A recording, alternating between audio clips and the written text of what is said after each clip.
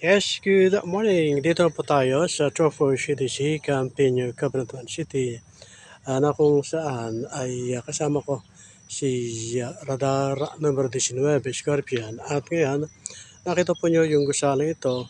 Ito po yung tinibag na dating tanggapan ng Trofor City Sea, Campeño, Cabanatuan City na ngayon ay nagawa na po ng ginagawa ng panibagong gusali para po sa formal at maringal na tanggapan ng Chofor CDC Armor Reserve Command Camp Cabanatuan City. At ito ay sa pamamagitan ng pagpapunyagi nating District Commander. Ano po? At syempre sa lahat ng namamahala dito.